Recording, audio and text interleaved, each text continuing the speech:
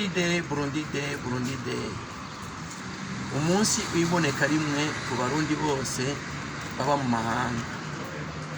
Hama kubijanye niyo nteguro ngaha muri Mozambique. Twagomba tugire icyo tubivuzeko. Abarundi bari ngaha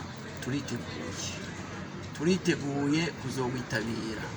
Kandi turabyishimiye kuko no munsi w'imboneka rimwe hasanzwe haba amakoraniro mu buryo butandukanye, ariko uwo munsi ni umunsi w'imboneka rimwe. Rero abarundi bariteguye mu buryo budasanzwe.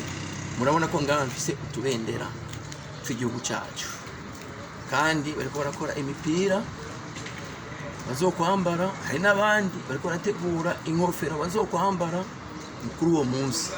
Sale yaramaze kuboneka, aho tuzohurira baramaze kuhamenyesha abantu.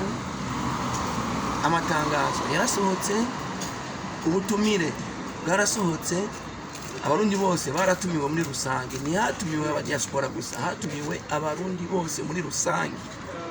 Kandi ikindi cyageretsweko nuko n'ubuserukizi bw'igihugu cyacu bwatumiwe.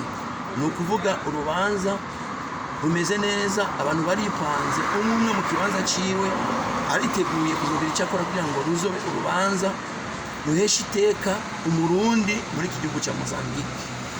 Tutibagiye n'igikorwa cyo kwitangira inyubako ya diaspora. Abantu byari byabagoye mu ntango, ariko buke buke bagiye batahura. Rero turatahura, ariko umwizero urahari ijana ku ijana, kuko dushize hamwe, kandi murabizi neza cyane ko turi kumwe twese byose bishoboka. Imana ibahezagire.